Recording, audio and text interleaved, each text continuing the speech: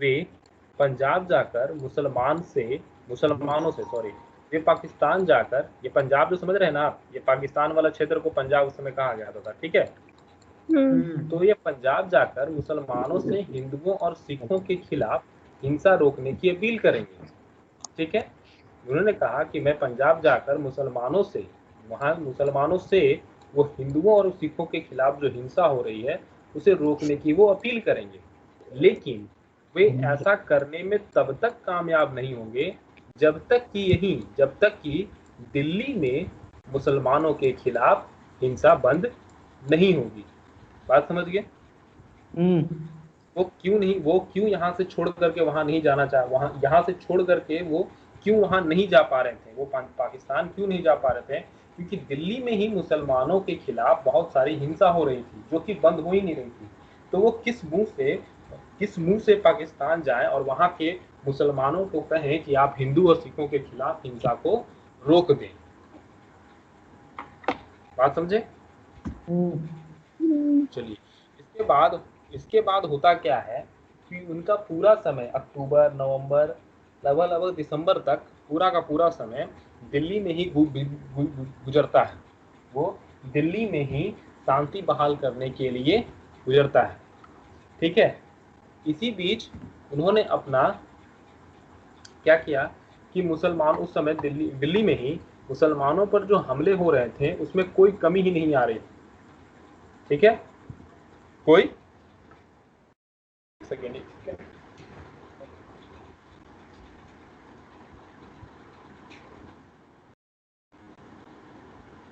बारिश आ रहा है क्या?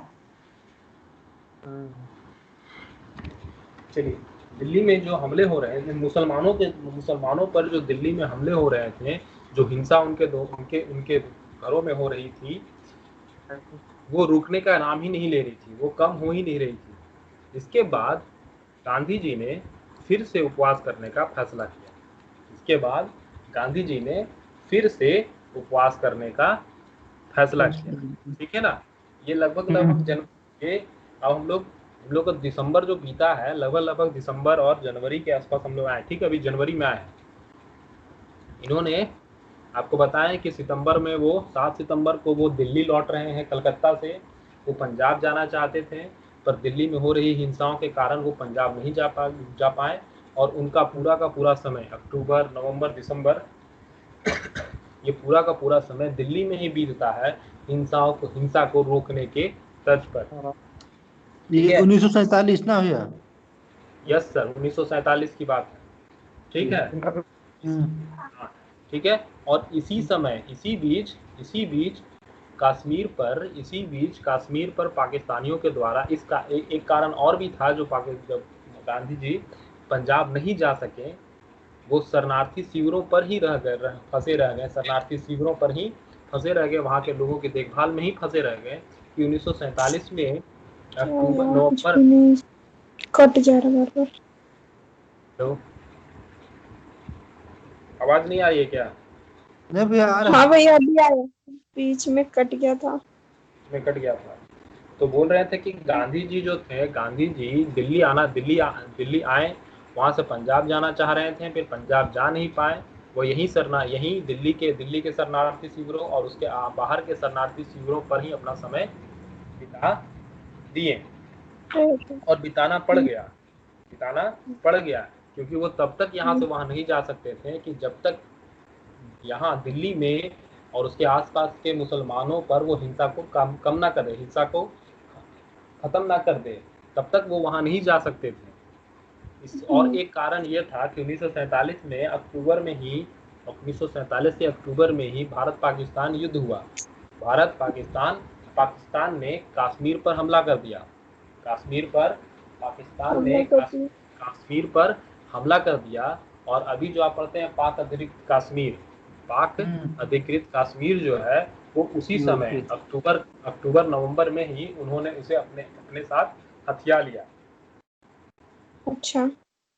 उसी समय अक्टूबर नवंबर में जो भारत पाकिस्तान युद्ध हुआ था 1947 में, उसी समय पाकिस्तानियों ने हमला कर कश्मीर के बहुत बड़े भाग को अपनी ओर उस पर कब्जा कर लिया। कश्मीर के बहुत बड़े भाग पर कब्जा कर लिया, जिसे हम लोग आज पाक अतिरिक्त कश्मीर कहते हैं। भारत में रहने के, भारत के नक्शे में आने के बावजूद भी उसे पाक अतिरिक्त कश्मीर कहा जाता है। ठीक, चलिए इस कारण से वो पंजाब नहीं जा पाए। इसके बाद मुसलमानों पर उस हमलों में कोई कमी नहीं आ रही थी। तो गांधी जी ने अंततः यह फिर से उपवास करने का फैसला लिया। गांधी जी ने फिर से उपवास करने का फैसला लिया और यह उनका उपवास 13 जनवरी से शुरू हुआ। यह उपवास उनका जो था वो 13 जनवरी 1948 से शुरू हुआ। ठीक है, 13 जनवरी 1948, मात्र अपनी मृत्यु के कितने दिन पहले, 30 दिन। 30 जनवरी को तो मर गए थे। 30 जनवरी को मरने वाले थे। 30 जनवरी को उनकी देहांत हो गया था। उससे मात्र 17 दिन पहले, उन्होंने 13 जनवरी को उपवास शुरू किया और उस उपवास में उन्होंने 3 अलग अलग वर्गों के लोगों को संबोधित था। जो उपवास था यह 3 अलग अलग वर्गों से संबंधित रखता था। यह 3 अलग अलग वर्गों को कुछ कार्य करने के लिए कहा जा रहा था। उनके द्वारा इन 3 अलग अलग वर्गों के द्वारा, यानी गलतियां जो थी, उनके हिसाब से गलतियां जो है वो इन 3 अलग अलग वर्गों की लोगों की ही है। ठीक है, इन 3 संस्थाओं की, एक तरफ से कहें तो ये 3 संस्थाओं की है, जिसके कारण ये दंगे हो रहे हैं, ये भारत पाक युद्ध हो रहा है, ये सब इन 3 अलग अलग वर्गों के कारण ही हो रहा है, जिन्हें अपने कार्यों को सुधारना होगा। ठीक है, उनमें से प्रथम वर्ग, देखिए गांधी जी का जो दिल्ली में उपवास शुरू हुआ था उसमें 3 वर्गों को उन्होंने टारगेट किया था, 3 वर्गों की चर्चा की थी। ठीक है ना, 3 वर्गों पर उनका ज्यादातर जोर था, सबसे 3 वर्गों में, जिसमें से प्रथम वर्ग था, बता रहे हैं, जिसमें से प्रथम वर्ग जो था वो प्रथम वर्ग भारत की आम जनता थी। सबसे पहला उनका जो लक्ष्य था, टारगेट था, वो भारत की आम जनता थी। प्रथम वर्ग में भारत की आम जनता थी। अब कहेंगे कि भारत की आम जनता ने क्या किया था आखिर, तो आपको पता है कि भारत की आम जनता ने ही दिल्ली में, भारत में दंगों का बढ़ावा दे रहे थे, दंगों की वजह थी, नहीं था ना जी। मुस्लिम तो लोग को मारा। ठीक है, उन्होंने भारतीय लोगों से कहा कि अगर वे वाकई द्विराष्ट्र सिद्धांत में यकीन नहीं रखते हैं तो इसे उन्हें अपनी राजधानी दिल्ली में करके दिखाना होगा। ये लाइन समझ में आई बात? नहीं। उन्होंने पहला चीज क्या था, पहला वाला वर्ग जो था जिसको टारगेट किया था उन्होंने, उनसे वो बात करना चाहते थे, उनको अपनी गलतियों को सुधारने के लिए कहना चाहते थे। उनमें से प्रथम वर्ग था भारत की आम जनता। उन्होंने भारतीय लोगों को कहा कि अगर वे वाकई द्विराष्ट्र सिद्धांत में यकीन नहीं रखते हैं, अब ये द्विराष्ट्र सिद्धांत होता क्या है? हाँ भैया, ये भारत पाकिस्तान जो बंटवारा हुआ वो द्विराष्ट्र सिद्धांत होता है किसी देश का 2 सिद्धांत होना, धर्म के नाम पर किसी देश को 2 भागों में बंट जाना, ये द्विराष्ट्र सिद्धांत था। ठीक है ना, मतलब हाँ, ये द्विराष्ट्र सिद्धांत की पक्षधर थे मोहम्मद अली जिन्ना। ठीक है, मोहम्मद अली जिन्ना इस द्विराष्ट्र सिद्धांत के प्रतिपक्ष थे, या फिर ऐसा कहें कि इन द्विराष्ट्र सिद्धांत को वो बहुत मानते थे। ठीक है, उनका मानना था कि एक देश में अगर कहीं भी दो धर्म उत्पन्न होते हैं, एक देश जहाँ पर 2 धर्म प्रचलित रूप से चलते हैं, तो वो एक द्विराष्ट्र सिद्धांत पर ही चल सकता है, अन्यथा वो एक राष्ट्र सिद्धांत पर नहीं चल सकता। जहाँ भी 2 धर्म के लोग रहते हैं वो देश एक राष्ट्रीय सिद्धांत पे नहीं चल सकता, वो देश द्विराष्ट्रीय सिद्धांत पे चलेगा। इसका मतलब है कि उस देश को 2 भागों में बांट देना चाहिए, यानी धर्म के आधार पर 2 भागों में बांट देना, यही द्विराष्ट्र का सिद्धांत है। समझ गए? तो वह भारतीय लोग समझ में आया द्विराष्ट्र सिद्धांत? तो उन्होंने भारतीयों से कहा कि अगर वाकई आप द्विराष्ट्र सिद्धांत पर यकीन नहीं रखते, अगर आप द्विराष्ट्र सिद्धांत पर यकीन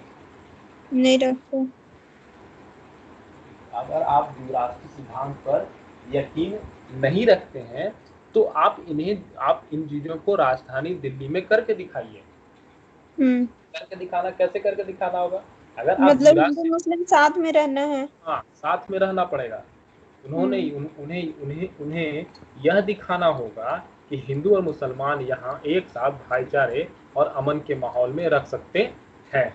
उन्होंने भारत की आम जनता से यह अपील की थी। समझे बात?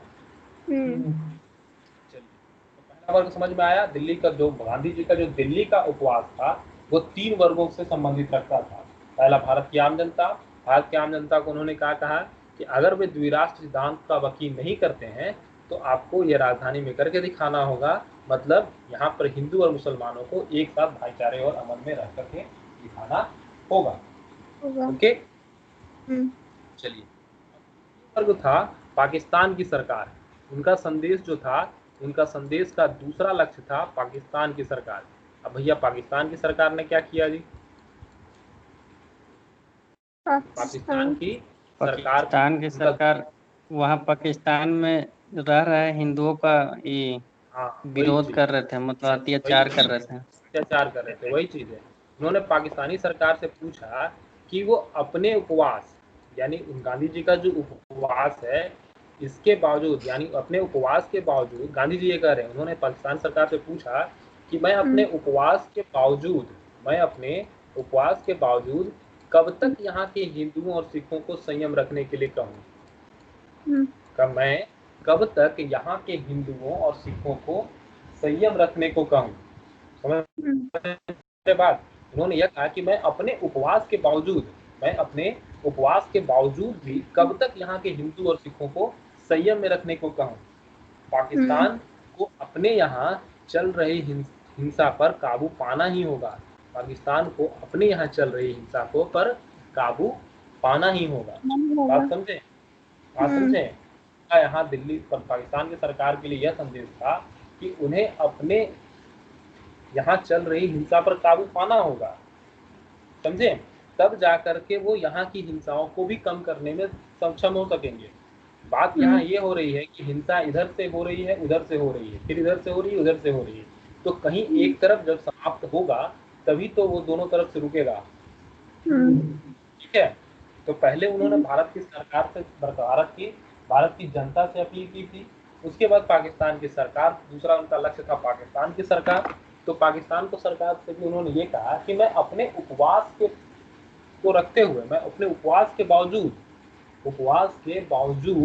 कब तक यहाँ के हिंदुओं को और सिखों को संयम रखने के लिए कहूँ, कब तक उनको संयम करके उनको भैया इस टाइम में पाकिस्तान में क्या चल रहा था? मतलब वो लोग है सो हिंदू को भगा रहा था।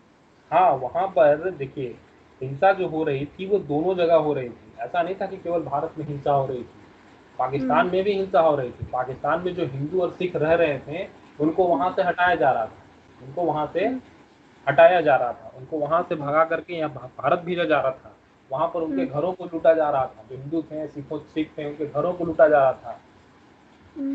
समझे? उन पर अत्याचार के, उन पर हिंसा की जा रही थी। तो उन्हीं हिंसाओं को रोकने के लिए पाकिस्तान की सरकार को संदेश दिया गांधी जी ने। ठीक,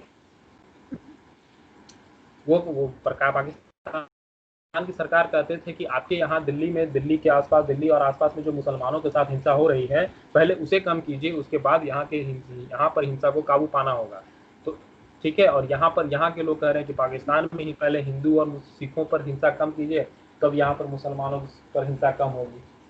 ठीक है, ये नेताओं के भाषण थे। ठीक है, पर गांधी जी यह चाहते थे कि यहाँ, गांधी जी तो पहले अपने यहाँ हिंदू और सिखों को संयम रखने के लिए कह रहे थे कि आप संयम से रखिए। अगर आप द्विराष्ट्र सिद्धांत पर प्रतिपादन नहीं करते, आप द्विराष्ट्र सिद्धांत को नहीं मानते हैं, तो आप उसे करके दिखाइए कि आपका एक राष्ट्र है, आपके यहाँ पर 2 राष्ट्र 2 धर्म के लोग रहते हैं, फिर भी आप द्विराष्ट्र सिद्धांत को प्रतिपादन नहीं करते हैं। ये बहुत अच्छी बात है कि आपका 2 धर्म है देश में, 2 से अधिक धर्म है, सिख है, ईसाई है, मुसलमान है, 2 से अधिक धर्म है, फिर भी आप अपने आप को धर्मों में बांटना नहीं चाहते हैं। तो आप ये हमें करके दिखाइए कि यहाँ पर सभी धर्म के लोग आकर के आसानी से रह सकते हैं, सभी एक साथ भाईचारे के साथ रह सकते हैं और अमन के साथ रह सकते हैं। आप ये करके दिखाइए।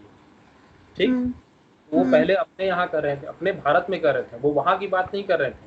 वहां पर तो मोहम्मद अली जिन्ना का पक्ष सिंपल था कि वो द्विराष्ट्र पद्धति के द्विराष्ट्र सिद्धांत के एकदम पक्ष में थी, वो द्विराष्ट्र सिद्धांत के पक्ष में थे, इसलिए तो उन्होंने अपना पाकिस्तान को अलग किया। चलिए ठीक है, तो पाकिस्तान की सरकार, तो इन्होंने कहा द्वितीय वर्ग था पाकिस्तान की सरकार, और तीसरा वर्ग कौन था? तृतीय वर्ग जो था, गांधी जी के उपवास का अंतिम लक्ष्य था भारत की सरकार। ठीक है, यहाँ पर देखिए भारत की सरकार भी थोड़ा सा काम गड़बड़ कर रही थी। भारत की सरकार से भी कुछ गलतियां हो गई थी। भारत के सरकार से गलतियां क्या हो गई थी? तो भारत के सरकार से गलतियां यह हो गई थी कि देखिए जब बंटवारा हुआ तो आपको बंटवारे का मतलब क्या लगता है? दो देशों में, एक राष्ट्र में जब दो देश अलग अलग हुए, बंटवारा हुआ, तो आपको क्या लगता है कि क्या क्या बंटवारा हुआ होगा? जमीन, ठीक है, और जो भी मतलब जैसे कि भैया, जैसे अभी भारत सरकार के पास जो भी होगा मतलब पैसा वगैरह कुछ ये काम के लिए, तो वो सब भी तो हुआ ही होगा ना एकदम उस सब टाइम कुछ, में। एक छोटी से छोटी चीज, मतलब समझिए तो घर में, अगर घर की बात करें, घर में बंटवारा हो रहा है तो चम्मच भी गिन करके बटे, चम्मच भी गिन करके बांटे गए, थाली भी गिन करके बांटी गई, समझे? से बंटवारा हुआ, बंटवारा जो हुआ था वो उस तरीके से हो रहा था, चम्मचे भी बटी, थाली भी बटे, सब कुछ आधा आधा बटा, सब कुछ आधा आधा बटा। वो लॉर्ड माउंटबेटन के द्वारा लिखा गया कि कौन किसके तरफ क्या किया जाएगा, कौन सी चीजें क्या जाएगी। ठीक है, इसी तर्ज पर जब पाकिस्तान का बंटवारा हुआ तो भारत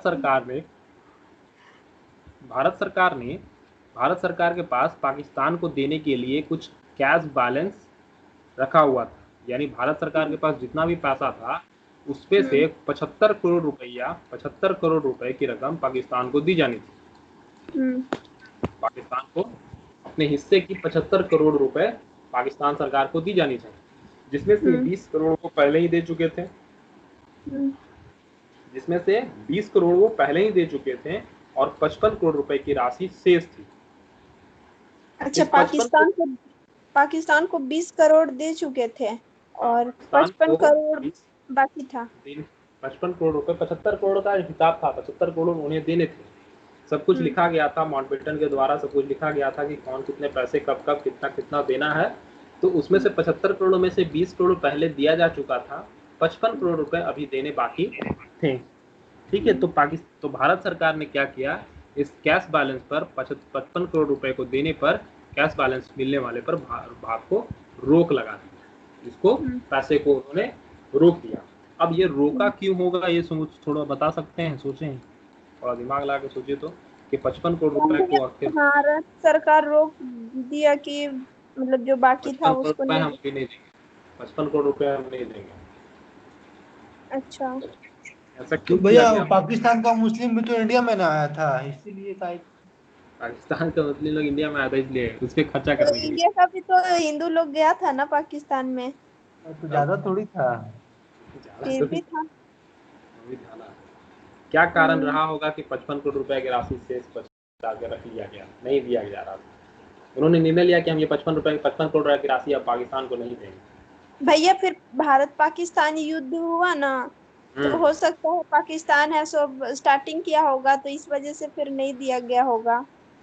हाँ, भारत पाकिस्तान जो के अक्टूबर नवंबर में जो भारत पाकिस्तान युद्ध हुआ, अक्टूबर नवंबर 1947 में जो भारत पाकिस्तान युद्ध हुआ, और उसके द्वारा अनाधिकृत रूप से पाकिस्तान ने जम्मू कश्मीर के बहुत बड़े भाग पर कब्जा कर लिया, तब जा करके उसी के कारण भारत सरकार ने पाकिस्तान को दी जाने वाले 55 करोड़ की राशि को रोक लगा दी, और इस कथन पर रोक लगा दी, इस तर्ज पे रोक लगा दी कि वो उन्होंने कहा कि अगर हम ये 55 करोड़ रुपया अभी पाकिस्तान को देते हैं तो वो हमारे ही इन पैसों का हमारे ही खिलाफ सैन्य शक्ति के रूप में प्रयोग कर सकता है।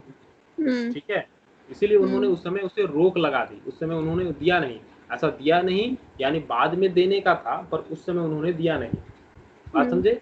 इस कारण से उन्होंने 55 करोड़ रुपया की राशि को रोक लगा दी थी। तो इस 55 करोड़ रुपया की राशि को रोक लगाने के कारण भी दोनों देशों के बीच में थोड़ी खट्टी मीठी बातें होती है, समझे। इस बीच पाकिस्तान ने, देखिए क्या बताया था आपको, इस बीच पाकिस्तान ने कश्मीर पर कब्जा करने की कोशिश की थी तथा इसके एक बड़े बड़े भाग को अनाधिकृत रूप से कब्जा कर लिया था। इसीलिए भारत सरकार ने शेष रकम यह कहते हुए रोक दी कि पाकिस्तान इस धन का उपयोग सैन्य सामग्री की खरीद में कर भारत के खिलाफ ही करेगा। यानी इसके इन पैसों से जो वो सैन्य सामग्री खरीदेगा उसका उपयोग वो भारत के खिलाफ ही करेगा। ठीक है, समझे। चलिए आगे देखते हैं। तो गांधी जी ने इस तर्क पर क्या कहा, क्योंकि भारत सरकार ने तो ये कहा कि अगर हम शेष रकम अभी पाकिस्तान को देते हैं तो वह इस धन का उपयोग जो है वो सैन्य सामग्री की खरीद करेगा और उसका उपयोग भारत के खिलाफ ही करेगा। तो इस बात पर गांधी जी क्या करते हैं, ये वाला जो पक्ष था ये तो भारत सरकार का पक्ष था कि पैसे क्यों नहीं दिए जा रहे हैं, तो पैसे इस कारण से नहीं दे रहे हैं, पैसे हम इस कारण से नहीं दे रहे हैं। पर गांधी जी का इनसे अलग विचार था, ठीक है ना। एक तो उनका नाम ही गांधी है और उनका गांधीवाद, आप समझते हैं गांधीवाद किन्हें कहा जाता है, ठीक है। गांधीवाद का मतलब सब सरल तरीके से समझने का मतलब है कि अगर कोई दूसरा खराब है तो इसका मतलब ये नहीं है कि आप भी खराब हो जाइए। हाँ। गांधी जी का यही ना था। लेकिन भैया एक तरह से तो ये सही भी है ना। हाँ, अभी के लिए आपको लगता है कि ये सही है, अभी के लिए आपको ये लगता है कि सही है ना। तो फिर अंतर कहाँ स्पष्ट करेंगे आप उनमें और अपने आप में आप अंतर कैसे स्पष्ट कर पाइएगा।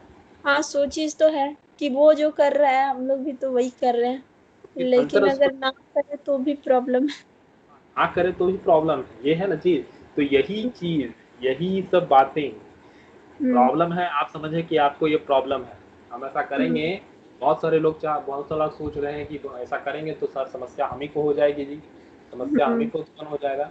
इन्हीं चीजों के बारे में ना सोचना, इन्हीं चीजों बारे में ना सोच करके हमेशा शांति के विचार को सोचना कि शांति माहौल कैसे रहेगा।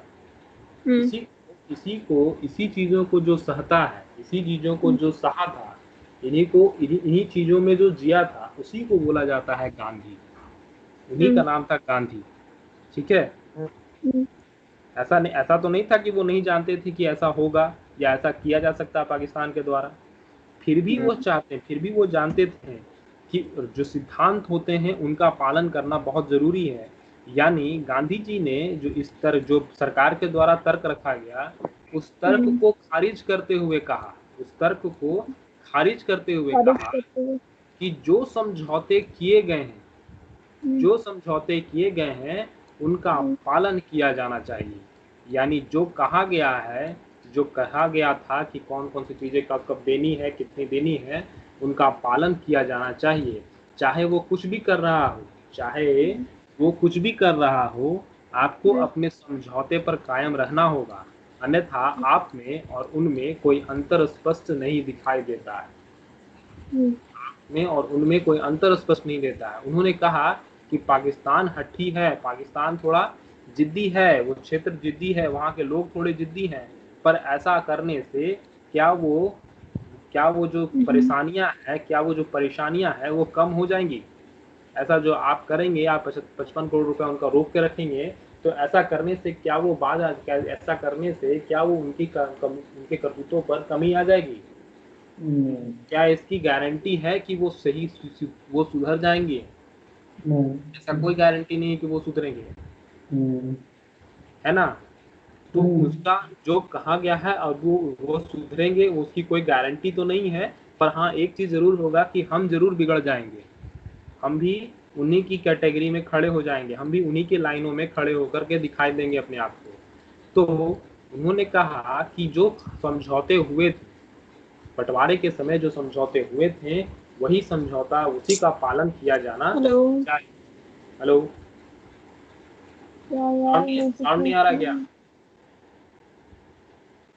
हेलो, रंजना का नेटवर्क प्रॉब्लम होगा। रंजना का? बारिश तो इधर हो रहा है जी, बारिश तो इधर हो रहा है, बारिश हो रहा तेज। कस के बारिश हो रहा है एकदम। तेज बारिश हो रही है। चलिए, तो यहाँ तक समझ में आया। हाँ भैया। तो वो ये समझौते पर कायम रहना चाहते थे। जो समझौता हुआ है उस पर वो कायम रहना चाहते थे। वे नहीं चाहते थे कि दोनों देशों के संबंधों की शुरुआत वे नहीं चाहते थे कि दोनों देशों की जो संबंधों की शुरुआत है ऐसे आधार पे हो, इस लड़ाई झगड़े वाले आधार पे हो। इसलिए उन्होंने भारत सरकार से ऐसी पहल करने को कहा। उन्होंने भारत सरकार से पहल करने को कहा कि चलिए, वो तो जिद्दी है, वो हट्टी है, पर आपको अपनी पहल करनी चाहिए। शांति की पहल की शुरुआत आप कीजिए। शांति की पहल की शुरुआत जो है वो आप अपने तरफ से कीजिए और देखिए कि क्या वो शांत होते हैं कि नहीं होते हैं। पहले शांति बहाल करने का प्रयास तो कीजिए, उसके बाद बातें देखी जाएंगी कि शांति बहाल हो रही है या नहीं हो रही है। समझे बात? उनका मानना ये था, उनका मानना ये था। ठीक है, ये सब वो पिक्चर जो है वो वही उपवास के समय की है। दिल्ली में जो उपवास चल रहा था वहीं पर का है ये पिक्चर। ठीक है, ब्लैक एंड व्हाइट फोटो। अब दिल्ली में जो उपवास चल रहा था तो लोगों सरकार के द्वारा लोगों को उपवास खत्म करने के लिए क्या क्या कदम उठाए गए। तो बापू का जो उपवास चल रहा था उस उपवास को खत्म करने के लिए तीनों वर्गों, 3 वर्ग जो थे। पहला वर्ग भारत की आम जनता, दूसरा वर्ग पाकिस्तान की सरकार और तीसरा वर्ग खुद भारत की सरकार। इन तीनों द्वारा कुछ कुछ कदम उठाए गए, कुछ कुछ कदम उठाया। किस कारण से जी? तो दिल्ली के उपवास को रोकने के लिए, दिल्ली के उपवास को तोड़ने के लिए, दिल्ली का उपवास को तोड़वाने के लिए, गांधी जी के उपवास को तोड़वाने के लिए कुछ कदम उठाए गए। 15 जनवरी की रात को भारत सरकार के द्वारा यह ऐलान किया गया, भारत सरकार ने यह ऐलान किया कि पाकिस्तान को जो पैसा जारी करने के लिए था वह अब दे दिया जाएगा। यानी 15 जनवरी की रात को भारत सरकार ने पाकिस्तान को पैसा जारी करने का फैसला कर लिया। ठीक है, तो तीसरे वर्ग ने पहल शुरू की। तीसरा वर्ग भारत सरकार, इसने पहल शुरू की कि पाकिस्तान को जो 55 करोड़ रुपए का पैसा दिया जाना था उसे जारी करने का फैसला कर लिया। उसके बाद जो प्रथम वर्ग था, 16 जनवरी को प्रथम वर्ग यानी भारत की आम जनता, उनमें से भारत की आम जनता में से 1000 से भी ज्यादा शरणार्थी, लगभग 1000 शरणार्थियों ने एक घोषणा पत्र पर हस्ताक्षर किया और कहा, इसमें कहा गया कि वो दिल्ली में विस्थापित मुसलमानों की घर वापसी का स्वागत करते हैं। समझे? तो 1000 लोगों के द्वारा, 1000 से ज्यादा लोग, मतलब 1000 से कुछ ज्यादा लोगों के द्वारा एक घोषणा पत्र बनाया गया और उनमें कहा गया कि वो दिल्ली में जो विस्थापित मुसलमान हैं, जो दिल्ली में मुसलमान रह रहे हैं, दिल्ली में जो मुसलमान आ रहे हैं, उनकी घर वापसी हम लोग स्वागत करते हैं। यानी अब हम उन मुसलमानों पर अत्याचार और हिंसा नहीं करेंगे। ठीक है, तो ये महज 1000 लोगों से, यानी जो भारत की आम जनता के संदर्भ में गांधी जी ने कहा था, तो आम जनता ने भी 1000 लोगों को, मतलब एक कहा गया ना कि 1000 लोग एप्लीकेशन लिख करके गए, साइन सब करके गए और कह रहे हैं कि हम लोग सब अब शांति से रहेंगे। ठीक, पर गांधी जी इससे खुश नहीं थे। गांधी जी इतने से खुश नहीं थे, बापू जो थे वो इतने से खुश नहीं थे। वो इससे भी ज्यादा बड़े, यानी ये 1000 जो संख्या था ना, इससे भी वो ज्यादा बड़े और आधिकारिक स्तर पर, ऐसे बोलचाल की भाषा में नहीं, बोल की भाषा में नहीं, वो एक आधिकारिक स्तर पर यह आश्वासन दिया जाना चाहते थे कि मुझे आधिकारिक तौर पर यह आश्वासन दिया जाए और एक बहुत बड़े तौर पर, एक बहुत बड़ी संख्या में यह आश्वासन मुझे दिया जाए कि हाँ, अब लोग दिल्ली में भी मुसलमानों पर अब हिंसा नहीं होगी। ठीक है, तो ये 2 कदम उठाए गए थे दिल्ली के उपवास, बापू का उपवास, दिल्ली का उपवास को रोकने के लिए। उसके बाद होता क्या है, उसी समय होता क्या है, डॉक्टरों के द्वारा ये खबर आती है कि गांधी जी का जो स्वास्थ्य है वो तेजी से बिगड़ रहा है। गांधी जी का स्वास्थ्य वो बहुत तेजी से बिगड़ रहा है। गांधी जी की किडनी ने लगभग काम करना बंद कर दिया है। ये 15 जनवरी की बात की बात है। ठीक है, 15 जनवरी या 16 जनवरी, 17 जनवरी की बात है। गांधी जी किडनी, गांधी जी की किडनी है जो लगभग काम करना बंद कर दिया है, उनका वजन कम हो रहा है, उन्हें उल्टी और सिर दर्द की शिकायत भी रहने लगी है। डॉक्टरों ने उनके स्वास्थ्य के प्रति चेतावनी जारी करते हुए कहा, डॉक्टरों ने उनके स्वास्थ्य के प्रति चेतावनी जारी करते हुए कहा कि देखिए क्या कहा डॉक्टरों के द्वारा उस समय कहा गया, ये हमारा कर्तव्य है कि हम लोगों से कहें कि उनके उपवास को खत्म करवाने के लिए आवश्यक कदम उठाए जाएं। ये उन डॉक्टरों के द्वारा एक चेतावनी जारी किया गया कि डॉक्टरों के द्वारा यह कहा गया कि ये हमारा कर्तव्य है कि हम लोगों से कहें, डॉक्टरों का कर्तव्य है, ये डॉक्टर कह रहे हैं कि ये हमारा कर्तव्य है कि हम लोगों से कहें कि उनके उपवास को खत्म करवाने के लिए आवश्यक कदम उठाए जाएं। ठीक है, यानी कहने का मतलब है कि जल्द से जल्द उनका उपवास को तोड़ा जाए। तो तोड़ने के नए कदम उठाए गए। गांधी जी के उपवास को तोड़ने के लिए, समाप्त करने के लिए, उपवास को समाप्त करने के लिए कुछ नए कदम उठाए गए। इस नए कदम में क्या हुआ कि 17 जनवरी को संविधान सभा के अध्यक्ष डॉक्टर राजेंद्र प्रसाद, विधानसभा के जो अध्यक्ष थे डॉक्टर राजेंद्र प्रसाद के नेतृत्व में एक केंद्रीय शांति समिति का गठन किया गया। केंद्रीय शांति समिति का गठन किया गया जिसकी अध्यक्षता डॉक्टर राजेंद्र प्रसाद ने की, जिसके अध्यक्ष जो थे वो डॉक्टर राजेंद्र प्रसाद के द्वारा केंद्रीय शांति समिति का गठन किया गया। इस समिति में कौन कौन थे? कांग्रेस पार्टी, आरएसएस, जमात उल उलमा और सिख संगठन के नेता शामिल थे। ठीक है, कांग्रेस पार्टी, आरएसएस, जमात उल उलेमा और सिख संगठन के नेता इसमें शामिल थे। 18 जनवरी की सुबह को यह सब गांधी जी के पास एक संयुक्त घोषणा पत्र लेकर गए। 18 जनवरी की सुबह को ये सब गांधी जी के पास एक संयुक्त घोषणा पत्र लेकर गए, जिसके बाद महात्मा ने उपवास को खत्म कर दिया। ठीक है, एक संयुक्त घोषणा पत्र लेके गए। उस घोषणा पत्र में बहुत सारी चीजें लिखी हुई होंगी। उस घोषणा पत्र में क्या लिखा था? देखिए, उस घोषणा पत्र में कहा गया कि हम मुसलमानों की आस्था, संपत्ति और उनके जीवन की रक्षा करेंगे। हम मुसलमानों की आस्था, संपत्ति और उनके जीवन की रक्षा करेंगे और दिल्ली में जो कुछ भी हुआ है वह आगे से नहीं होगा। यह उस घोषणा पत्र में लिखा हुआ था। इस घोषणा पत्र के पढ़ने के बाद, ये घोषणा पत्र जो जारी किया गया, इसके पढ़ने के बाद तब जाकर के गांधी जी ने अपना दिल्ली का उपवास तोड़ दिया। दिल्ली का उपवास समाप्त हो गया। समझे? 18 जनवरी को यह घोषणा पत्र जारी किया गया। 18 जनवरी को यह घोषणा पत्र पढ़ा गया और इस घोषणा पत्र को पढ़ा जाने के बाद बापू ने अपना उपवास तोड़ा, जिसमें कहा गया भारतीयों के द्वारा कि हम मुसलमानों की आस्था, संपत्ति और उनके जीवन की रक्षा करेंगे।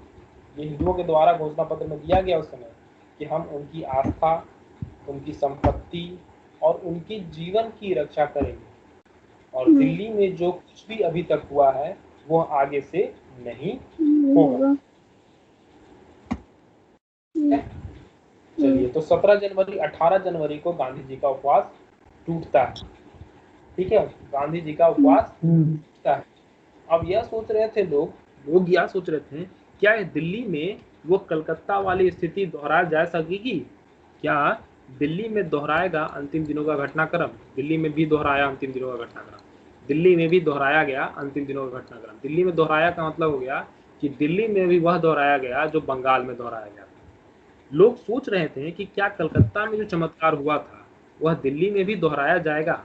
जाहिर सी बात है, एक प्रश्न उठ रहा था कि कहा तो गया है, पर बंगाल में वो कार्य हो चुका था, बंगाल में वो चमत्कार हो चुका था, क्या दिल्ली में भी यह हो सकता है? लोगों के द्वारा कहे जा रहे थे। पर कुछ कट्टरपंथी संगठनों के नेता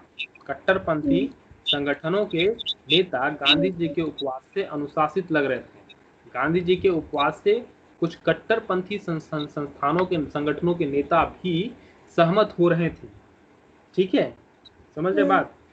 उस समय जो कट्टरपंथी नेता थे, साथ वाले लोग तो साथ में थे ही, पर जो कट्टरपंथी संगठन के नेता थे वो भी गांधी जी के उपवास से अनुशासित हो रहे थे। यानी वो भी गांधी जी के उपवास के कारण अपने अपने स्थितियों को, जो अपने विचारधारा थे उसको बदल रहे थे, उनकी विचारधाराओं को वो बदल रहे थे। पर उन नेताओं के जो समर्थक थे, समझ रहे हैं, उन नेताओं के जो समर्थक थे वे पूरे तरीके से वे गुस्से से उबल रहे थे। वे समर्थक गुस्से से उबल रहे थे। बात समझ में आई? उनके समर्थक जो थे वो गुस्से से उबल रहे थे। नेता तो सुधर रहे हैं, नेता तो यहाँ पर क्या हो रहा है, नेता तो सुधर रहे हैं, पर नेताजी के समर्थक नहीं सुधर रहे हैं।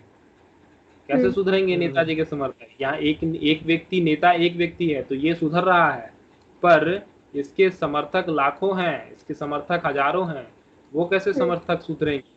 उनको हर एक को समझाना छोटी बात नहीं है। हर एक को भड़काना बहुत आसान होता है, लोगों को भड़का देना बहुत आसान होता है, उपयोग कर जाना आसान होता है, पर उन्हें समझा पाना, 1000 लोगों को समझा पाना बहुत ही मुश्किल का काम है, बहुत बहुत मुश्किल काम है, लगभग नामुमकिन का काम है। ठीक है, तो उस समय उनके समर्थक जो थे, उनके जो कुछ समर्थक थे, नेताजी के जो समर्थक थे, जो अपनी विचारधारा को नहीं बदलना चाह रहे थे, वह गांधी जी के उपवास, जब गांधी जी उपवास पर थे तब भी शरणार्थी क्या गिरोह बिरला भवन, वहीं पर गांधी जी ने अपना उपवास किया था। दिल्ली का जो उपवास था वो बिरला भवन पे था। बिरला भवन के पास से नारा लगाते हुए गुजरते हैं, गांधी को मरने दो। ये नारा वो यहाँ से लगाते हुए जाते हैं कि गांधी को मरने दो। समझे? ये कुछ कट्टरपंथी नेताओं के जो संगठन। अब आया 20 जनवरी के शाम, फिर से 20 जनवरी को वो जनसभा में भाग लेने जाते हैं। ठीक है ना, प्रार्थना सभा में, जनसभा नहीं कहेंगे तो प्रार्थना सभा, वो अलग अलग जगहों पर इसके बाद से, कब से, तो 17 जनवरी 18 जनवरी को जो उपवास तोड़ते हैं उसके बाद वो प्रार्थना सभा को संबोधित करने के लिए अलग अलग जगहों पर जाते हैं। वहां पर वो कहते हैं कि हिंसा को अब आसानी से दबा दिया जाए, हिंसा को अब समाप्त कर देने में ही सबकी भलाई है। सब जगह जाकर के ये कहते हैं, प्रार्थना सभा में भाग लेना वो छोड़ते नहीं। अब 20 जनवरी को क्या होता है, 20 जनवरी को मदन लाल नाम का एक पंजाबी शरणार्थी, ये सब शरणार्थी हैं, ठीक है ना, जो पाकिस्तान से यहाँ आए हैं, जो पाकिस्तान से, तो ये मदन लाल नाम का एक पंजाबी शरणार्थी ने गांधी जी पर बम फेंका, जब वो प्रार्थना सभा को संबोधित कर रहे थे। ठीक है, नाम था मदन लाल ने गांधी जी पर बम फेंका जब वो प्रार्थना समाज को संबोधित कर रहे थे। हालांकि यह बम उनसे कुछ दूर जाकर के फटा और सौभाग्य से कोई भी जख्मी नहीं हुआ था, पर इसके बावजूद भी बापू अपनी जान के ऊपर हो रहे हमलों के प्रति गांधी जी को कोई चिंता नहीं थी। यानी उनके ऊपर जो हमले हो रहे थे उनके ऊपर कोई चिंता नहीं थी। यानी बहुत सारे लोगों ने कहा कि आपको इन प्रार्थना सभा को अब संबोधित नहीं किया जाना चाहिए, अब आपको इस तरीके से बाहर नहीं रहना चाहिए, प्रार्थना सभा को संबोधित करने के लिए आपको अलग अलग सभाओं में जाने की जरूरत अब नहीं है, आपके ऊपर हमले हो रहे हैं, आपको अब थोड़ा सुरक्षित होकर रहना है। तो अपनी जान के ऊपर हो रहे हमलों के प्रति गांधी जी की कोई चिंता नहीं थी। उन्होंने लोगों से और गुस्साए हुए शरणार्थियों से मिलना जुलना बंद नहीं किया। ठीक है, उन्होंने शरणार्थियों से मिलना जुलना बंद नहीं किया।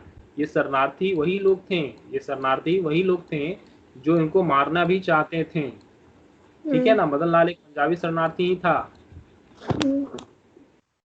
26 जनवरी को प्रार्थना सभा में उन्होंने याद किया। 26 जनवरी डेट याद है ना? 26 जनवरी को क्या मनाया जाता था? 26 जनवरी को स्वतंत्रता दिवस मनाया जाता था। तो 26 जनवरी को प्रार्थना सभा में उन्होंने याद किया कि कैसे अतीत में इस दिन को स्वतंत्रता दिवस के रूप में मनाया जाता था। बस अपने मृत्यु के 4 दिन पहले उन्होंने कहा कि जब आज़ादी मिल गई है हमें, उन्होंने कहा कि अब आज़ादी तो मिल गई है, स्वतंत्रता दिवस की याद करते हुए, अतीत में स्वतंत्रता दिवस जो मनाए उनको याद करते हुए उन्होंने कहा कि अब आज़ादी तो मिल गई है, लेकिन इसके शुरुआती कुछ महीने काफ़ी निराशाजनक रहे हैं। सही बात था, दंगे हो रहे थे, बहुत कुछ गलत हो रहा था। आज़ादी तो मिल गई है पर इसके कुछ शुरुआती जो महीने हैं वो काफी निराशाजनक रहा था। उन्होंने उम्मीद जाहिर की कि बुरा दौर बीत चुका है। उन्होंने उम्मीद जाहिर की कि बुरा दौर बीत चुका है और हिंदुस्तान के लोग साथ मिलकर सभी वर्गों और मतों को मानने वालों की समानता के लिए काम करेंगे। उन्होंने ये भी कहा कि देश में कभी भी बहुसंख्यक वर्ग का वर्चस्व अल्पसंख्यकों के ऊपर नहीं होने दिया जाएगा, चाहे वे संख्या और प्रभाव में कितने ही कम क्यों ना हो। यही जो चीज है, जब मतलब यही चीज को नहीं उठा करके डाला गया है, परंतु ऐसा कह सकते हैं कि यह चीज अभी जब संविधान आप पढ़िएगा तो यही चीज आपको अनुच्छेद 29 और 30 में मिलेगा, जहां पर अल्पसंख्यकों की बात होती है, अल्पसंख्यकों के संरक्षण की बात होती है। तो उन्होंने वही कहा था कि देश में कभी भी बहुसंख्यक वर्ग वैसे वर्ग जिनकी संख्या ज्यादा है, यानी हिंदुओं की बात हो रही है, देश में कभी भी बहुसंख्यक हेलो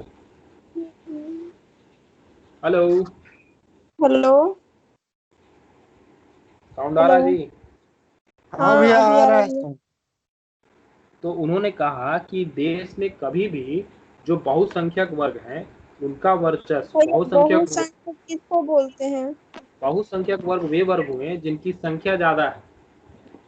जैसे भारत में हिंदू जो है वो बहुसंख्यक वर्ग है, और सिख हुए, पारसी हुए, मुसलमान हुए, ये अल्पसंख्यक है। ठीक है, जिनकी संख्या कम है, जिनकी संख्या दूसरे धर्म के मुताबिक कम है। तो मैंने कहा कि कभी भी बहुसंख्यक वर्ग का वर्चस्व अल्पसंख्यकों के ऊपर नहीं होने दिया जाएगा, यानी बहुसंख्यक वर्ग अल्पसंख्यकों को कभी भी दबाएगा नहीं, उसे भी उतना ही अधिकार मिलेगा जितना कि एक बहुसंख्यक वर्ग को मिलता है, चाहे उस अल्पसंख्यक वर्गों का संख्या कितनी हो, बहुसंख्यक वर्गों का प्रभाव कितना ही कम क्यों ना हो जाए। उन्होंने उस समय ये कहा।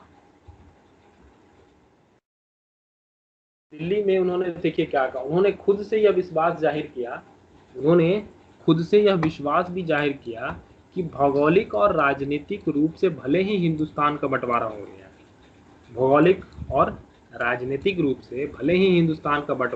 है, लेकिन दिल से हम हमेशा दोस्त और भाई ही बने रहेंगे। हम एक दूसरे की मदद और सम्मान करते रहेंगे, साथ ही हम बाहरी दुनिया के सामने हमेशा एक ही रहेंगे। ये उन्होंने उस समय सभाओं को संबोधित करते हुए ये 26 जनवरी के दिन ये कहा था। ठीक है, कि भौगोलिक और राजनीतिक रूप से भले ही हिंदुस्तान का बंटवारा हो गया, लेकिन दिल से हम दोस्त और भाई हमेशा बने रहेंगे। हम एक दूसरे की मदद और सम्मान करते रहेंगे, साथ ही हम बाहरी दुनिया के सामने हमेशा एक ही रहेंगे। समझे? ये कथन आप एक तरीके से आप रिलेट कर सकते हैं, एक घर से रिलेट कर सकते हैं। ठीक है, ये पिता है और इस पिता के 2 बच्चे हैं, दोनों लड़ रहे हैं, दोनों का बंटवारा हो गया, पर बंटवारा इन दोनों के बीच हुआ है, परंतु ये इनको भी उसी तरीके से चाहते हैं और इनको भी वो उसी तरीके से चाहते हैं। ठीक है, इस वर्ग को इस लड़के को लगता है कि ये मेरे तरफ कम बोलते हैं और इसके तरफ ज्यादा बोलते हैं, और इस वाले को लगता है कि मेरे तरफ ये कम बोलते हैं, इस तरफ ये ज्यादा बोलते हैं। ठीक है, ये इन दोनों की विचारधारा है, जिनमें गलत कौन बन जा रहा है, ये जिनमें गलत जा रहे हैं, ये बात समझ रहे हैं? विचारधारा इनका है, मन में इनका चल रहा है कि ये इनको ज्यादा पसंद करते हैं और इनके मन में है कि ये इनको ज्यादा पसंद करते हैं, पर इनको तो पता है ना कि ये पसंद किनको करते हैं। ये चाहते हैं कि ये दोनों के बीच में ये जो दीवार बनी है, इन दीवार को हटा दें, हम ये दीवार को हटा दें, पर बहुत कोशिशों के बाद वो दीवार नहीं हटती है। तो दीवार नहीं हटती है तो वो कहते क्या है कि चलिए ठीक है, भले ही हिंदुस्तान का बंटवारा हो गया, भले ही ये 2 भाग बट गए, एक क्षेत्रीय हो गया, एक क्षेत्रीय हो गया, लेकिन दिल से हम दोस्त और भाई हमेशा दोनों बने रहे। ये हम एक दूसरे की मदद, हमेशा एक दूसरे की मदद करते रहें, एक दूसरे का सम्मान करते रहें। और जब भी बाहरी दुनिया के सामने, मतलब मान लीजिए बाहर से कोई लोग आया, बाहर से कुछ लोग आए, तो उनका कहना था कि बाहर से अगर कुछ लोग आते हैं तो आप बाहर के लोगों के सामने अपनी लड़ाई जाहिर ना करें। बाहर के लोगों से, हम बाहर के लोगों को हमेशा लगना चाहिए कि हम एक साथ ही हैं और एक साथ ही रहेंगे। समझ गए? उनका तात्पर्य क्या था, उनका कहने का तात्पर्य क्या था? आगे चलते हैं। अब आए गांधी जी की हत्या 30 जनवरी की शाम को प्रार्थना सभा। नींद आ रहा जी? बस कुछ समय में खत्म हो जाएगा, ज्यादा नहीं है। ठीक है भैया हाँ? नहीं आ रहा। चलिए थोड़ी देर में समाप्त हो जाएगा। गांधी जी की हत्या हो गई 30 जनवरी की शाम को प्रार्थना सभा में एक नौजवान ने गांधी जी को गोली मारकर हत्या कर दी। 30 जनवरी की शाम बोले तो भैया कोई नौजवान बोले तो कोई सैनिक। कौन मारा था जी गांधी जी को? बताया। गोडसे। नाथूराम गोडसे ने मारा था। क्यों मारा था पता है? पता नहीं ज्यादा ये कर रहा था। हाँ, क्या कर रहा था अमित? अच्छा भैया आप बताइए ना। हम तो बताएंगे ही, आपको क्या पता है वो तो बताइए। हमको उल्टा मालूम है, बताइए ना। उल्टा मालूम है। बहुत लोगों को उल्टा ही मालूम होगा। ठीक है, तो 30 जनवरी को शाम को जो प्रार्थना सभा का संबोधन कर रहे थे वो, तब वहां एक नौजवान ने गांधी जी को गोली मारकर हत्या कर दी। वो नौजवान था नाथूराम गॉडसे। और वो पूना का रहने वाला एक ब्राह्मण था। ठीक है, पूना का रहने वाला, वो एक हिंदू ही था। पूना का रहने वाला वो ब्राह्मण था। नाथूराम गॉडसे ने गांधी को गोली मारने के तुरंत बाद क्या कर दिया? आत्मसमर्पण कर दिया, सरेंडर कर दिया। नाथूराम गॉडसे पर मुकदमा चलाया गया और उसे मौत की सजा सुनाई गई। यही हुआ था। ये वो प्रार्थना सभा का था। देखिए नाथूराम गॉडसे जी है यहाँ। ये नाथूराम गॉडसे है जिन्होंने गांधी जी की हत्या की, जिन्हें तुरंत सरेंडर कर लिया, जिन्हें तुरंत पकड़ लिया गया था, तुरंत पकड़ के लिया गया था। उन्होंने आत्मसमर्पण कर लिया था। उसने आत्मसमर्पण कर दिया था। सब बैठे हुए हैं यहाँ, सब रो रहे हैं। सब लोग बैठे हुए हैं और सब रो रहे हैं। चलिए आगे बढ़ते। सजा सुनाए जाने पर देखिए गोडसे ने गांधी की हत्या पर तर्क क्या दिया था। उसने बताया कि उसने गांधी की हत्या क्यों की थी। सजा सुनाए जाने से पहले गोडसे ने अपने कृत्य को सही ठहराते हुए, यानी अपने कार्य को सही ठहराते हुए एक उल्लेखनीय भाषण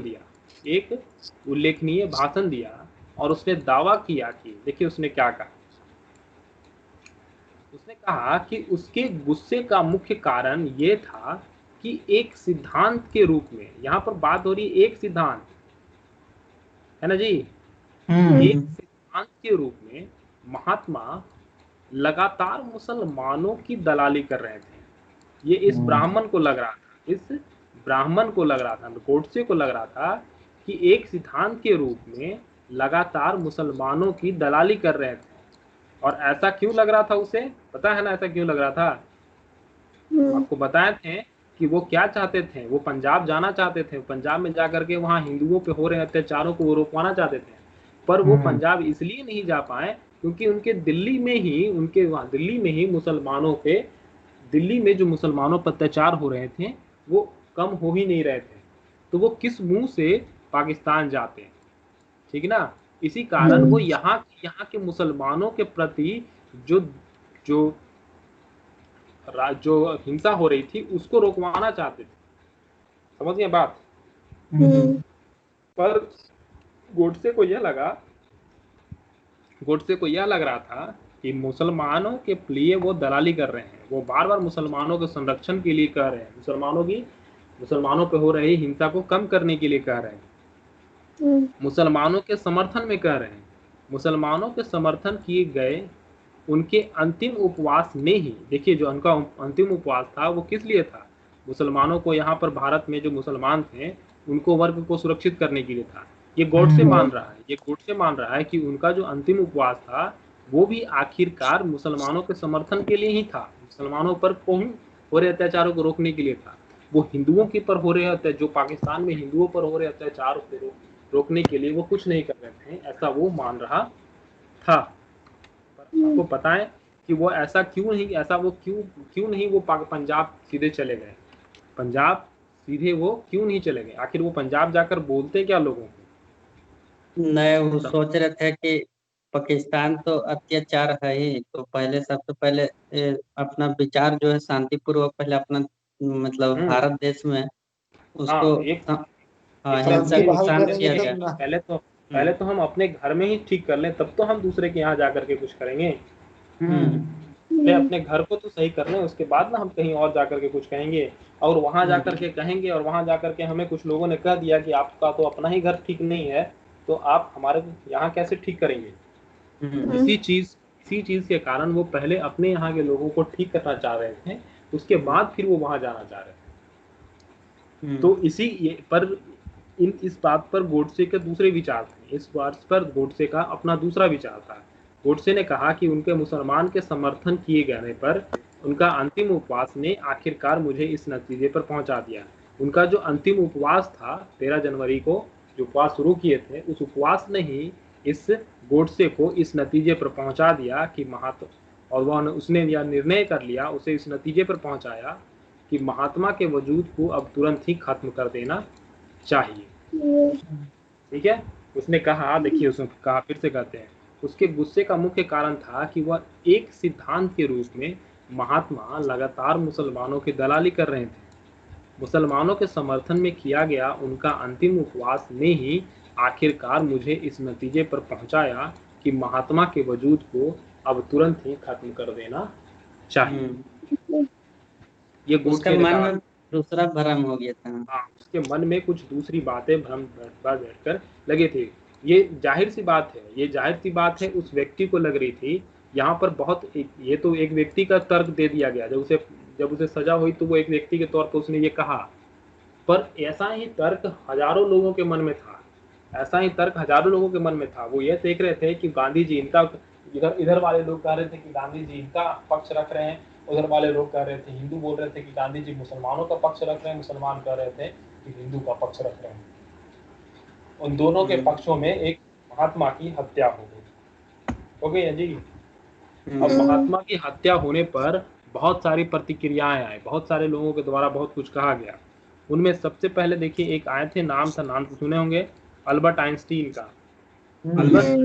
अल्बर्ट आइंस्टीन ने गांधी की मृत्यु पर भावनीय श्रद्धांजलि अर्पित की, जिन्होंने बहुत ही पहले गांधी को 20वीं सदी का सबसे महान व्यक्ति घोषित किया था। अल्बर्ट आइंस्टीन ने 20वीं सदी का सबसे महान व्यक्ति गांधी जी को बताया था। बताया क्या था, उन्होंने घोषित किया था कि 20वीं सदी का सबसे महान व्यक्ति जो है वो गांधी जी है। जॉर्ज बर्नार्ड शाह एक और ब्रिटिश थे, George Bernard Shaw. George Bernard Shaw की तरफ से मृत्यु में बहुत ही सामान्य सी और एक खास तरीके की प्रतिक्रिया आई थी। उन्होंने लिखा था कि अच्छा होना कितना खतरनाक होता है। ये उस समय तक का या अभी तक का गांधी की मृत्यु पर कही जाने वाली सबसे विचारधारणीय सेंटेंसेस है, और बहुत ही छोटा है, बस 5 शब्दों का है, 4 शब्दों का है, पर बहुत ही मीनिंगफुल है, बहुत ही मीनिंगफुल है, बहुत कुछ कहता है। जॉर्ज बर्नार्ड शॉ के द्वारा कहा गया था। गांधी जी की हत्या पर ये छोटी सी लाइन कही गई थी, जो कि बहुत अभी तक ये बात बहुत फैली हुई है कि अच्छा होना कितना खतरनाक है, अच्छा होना कितना खतरनाक होता है। आज मोहम्मद अली जिन्ना की तरफ से भी देखिए, मोहम्मद अली जिन्ना की तरफ से भी एक प्रतिक्रिया आई। उन्होंने कहा, ये कहा जाता है कि यह गांधी जी की जो प्रतिक्रियाएं आ रही थी, गांधी जी के ऊपर जो प्रतिक्रिया आ रही थी, उनमें ये सबसे खराब कहा जाए या सबसे विचारधारा वाला कहा है, सबसे अलग कहा जाए। अलग कहा जाने का मतलब है कि सबसे बुरी कहा जा सकता है। सबसे कहा जा सकता है, जो मोहम्मद अली जिन्ना के द्वारा कही गई थी। उन्होंने कहा कि महात्मा गांधी की मृत्यु से हिंदू समाज को गहरी क्षति पहुंची है। वहां उन्होंने इस शब्द का प्रयोग करके अपनी विचारधारा को फिर से स्पष्ट कर दिया। उन्होंने कहा कि ये हिंदू समाज के लिए एक गहरी क्षति पहुंची है, यानी वो इन्हें अपना नहीं मान रहे थे, वो इन्हें हिंदू समाज के ही तर्ज पे केवल देख रहे थे। वो केवल हिंदू समाज वो यह सोच रहे थे कि महात्मा जो है वो केवल हिंदू समाज के लिए ही कार्य कर रहे थे और वो हिंदू समाज के ही थे। ये है उनकी अंतिम फोटो, ये है उस समय की उनकी अंतिम फोटो है।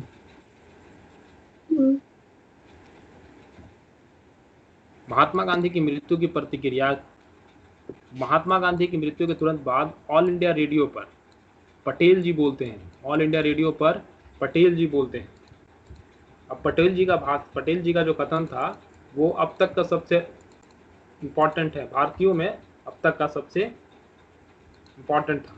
पटेल जी बोलते हैं, मृत्यु के बाद कह रहे हैं, लोग बदला लेने की बात ना करें। जाहिर सी बात है, किसी की मृत्यु होती है तो लोग बदला लेने की बात करते हैं, किसने मारा, क्यों मारा। तो उन्होंने कहा, पटेल जी ने कहा, सरदार वल्लभ भाई पटेल ने कहा, लोग बदला लेने की बात ना करें, बल्कि महात्मा जी के द्वारा दिए गए प्रेम और अहिंसा के संदेशों को ग्रहण करें। यह हमारे लिए शर्म की बात है कि दुनिया का सबसे महान व्यक्ति को अपनी जान की कीमत उस पाप के लिए चुकानी पड़ी जो पाप उसने नहीं किया था, वो पाप हमने किया है। जब वे जीवित थे तब हमने उनकी बातों को अमल नहीं किया, अब कम से कम उनके मरने के बाद हमें उनकी बातों को अमल करना चाहिए। ये ऑल इंडिया रेडियो पर सरदार वल्लभ भाई पटेल ने कहा। उसके बाद नेहरू जी ने भी ऑल इंडिया रेडियो पर कहा, पर नेहरू जी उस समय बहुत ही अत्यंत दुखी थे। अत्यंत दुखी का मतलब है कि वो एक तरीके से डिप्रेस्ड थे, एकदम बहुत डिप्रेस्ड थे। उन्होंने कहा, दोस्तों, हमारी जिंदगी से रोशनी गायब हो गई है और चारों तरफ अंधेरा फैल गया हुआ। उस समय सबसे डिप्रेस्ड व्यक्ति यही थे। गांधी जी के बाद, गांधी जी की मृत्यु से जो सबसे ज्यादा डिप्रेस्ड थे वो नेहरू जी थे। उनको समझ में नहीं आ रहा था कि क्या किया जाए और आगे का कार्य आगे जो है वो कैसे काम होगा, समझे। के बाद देखिए, गांधी जी की चिता की राख गंगा में प्रवाहित करने के बाद इलाहाबाद में फिर से नेहरू जी ने इलाहाबाद में कहा कि हमने बहुत ही महंगे मूल्य पर सबक सीखा है। हमने बहुत ही महंगे मूल्य पर सबक सीखा है। क्या हमारे बीच कोई ऐसा है जो गांधी जी की मृत्यु के बाद उनके मिशन को पूरा करने से इनकार करेगा? क्या हमें से अभी भी कोई ऐसा बचा है जो गांधी जी की मृत्यु के बाद उनके मिशन को पूरा करने से इनकार करेगा? हिंदुस्तानियों को एक होकर उसे सांप्रदायिकता के भयानक जहर के खिलाफ लड़ाई लड़नी है, जिसने हमारे युग के सबसे महान इंसान को हमसे छीन लिया।